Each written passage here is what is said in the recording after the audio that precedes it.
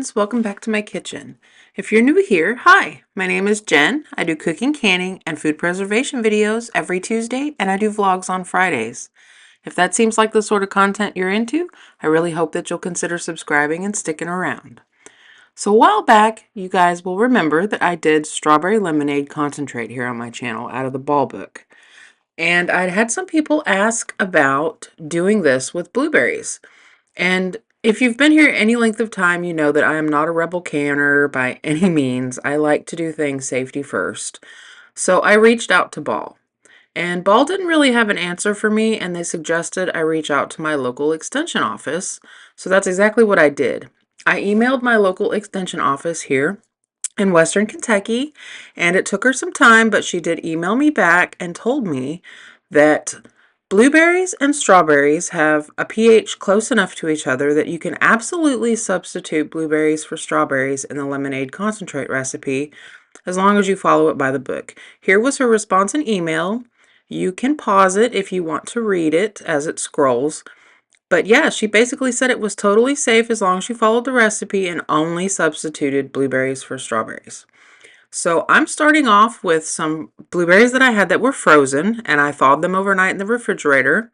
And I'm just going to blend them until I have 6 cups of pureed blueberries. And I just want to add here that I felt very safe contacting my extension office because our master canner is from the University of Kentucky. And so I suggest, if you have canning questions that you can't seem to find answers for through Ball or whatever canning company, reach out to your extension office. Most decently sized towns have one. Once I've gotten my blueberries all pureed, I'm going to transfer my 6 cups of blueberries to a heavy bottomed pot. You don't want to use aluminum for this. You don't want to use anything reactive because we're going to be adding lemon juice to this. I always try to use a pot that's just a little deeper than I think that I might need because when you cook fruit, it has a tendency to pop, and I don't enjoy getting burns on my arms, so better to be safe than sorry. So I'm going to go ahead and just add my lemon juice to this blender to rinse out all of the blueberry puree. I don't really want to waste any of that good stuff. And then to that, I'm going to add my 6 cups of sugar. It sounds like a lot of sugar, but as I said in the strawberry video, this is a concentrate. It's going to be diluted. And Ball actually suggests diluting it 1 pint of water to 1 pint of concentrate, and I find that to be far too sweet for me. So usually I'll do a couple of quarts of water to 1 pint of the concentrate. But that's totally personal preference and depends on how sweet you like things. So once I get my sugar, my lemon juice, and my blueberry puree in here, I'm going to just turn it up to like medium high, and I'm going to start heating this while I stir it. The goal here is not to bring this to a boil, but just to bring it up to 190 degrees. So you will need a thermometer for this. I'm just using my meat thermometer, and I'm going to keep checking on this periodically while I stir and just wait for that right moment when my thermometer shows 190 degrees. And it happens very quickly, so keep an eye on it.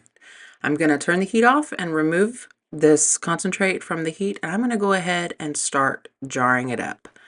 I'm going to put this hot concentrate into hot jars. I'm not going to do a full canning tutorial here. I'm going to show you how I did a couple of these jars, and then I'm going to get all of that in the canner.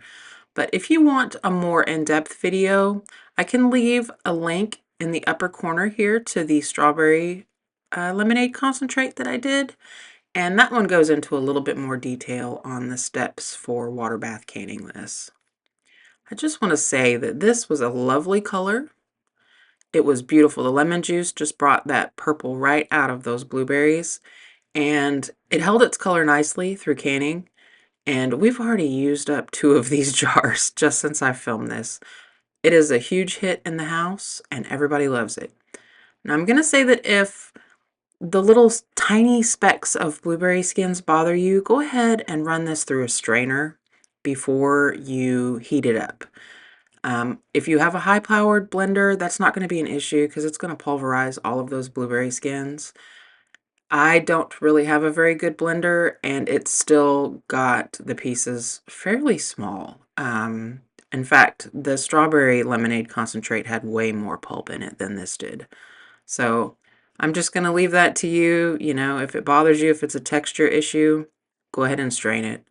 But once I get my jars filled to a 1/4 inch of headspace and debubbled and wiped off, I'm going to lid them up and get them back in the water bath canner. And while I'm doing this, I just wanted to touch on something really quick. Depending on how old your ball book is, my ball book for this recipe said to use fresh squeezed lemon juice. I mentioned this in my strawberry lemonade concentrate video. If you look this recipe up online on their website, it says bottled lemon juice.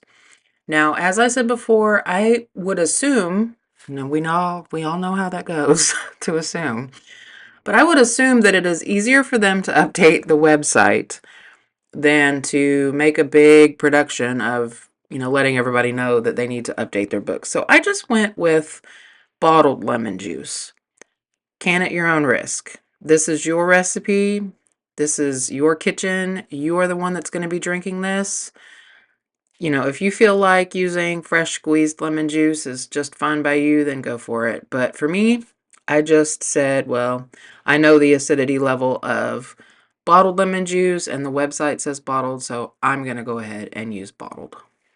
I actually even took the extra step to scratch out fresh squeezed in the cookbook and write bottled in its place. So once I get all of this loaded into my water bath canner, I'm going to bring it up to a rolling boil. And once it reaches a rolling boil, I'm going to let it boil for 15 minutes. And then I'm going to let it rest for 10 minutes, and then it's done. Now the recipe says that you should get about 7 pints, and I got 6.5. So, that's fine by me. That's close enough. And I imagine that, fresh blueberries and frozen blueberries, the juiciness of the berry is all going to make a difference in what your final output is. I was just super pleased with the way that this turned out, and I was so happy that my extension office could help me with this question, because for someone like me who's not comfortable really bending the rules of canning, I have recently realized what a valuable tool the extension office can be for things like this. In fact, I'm working on something else for a future video, but I don't want to spoil it, so I'm going to keep that to myself for now. But that is all I have for you this week, friends. I really hope that you go ahead and give this blueberry lemonade concentrate a try, especially now that you know that you can do it safely. My family really did enjoy this a whole lot.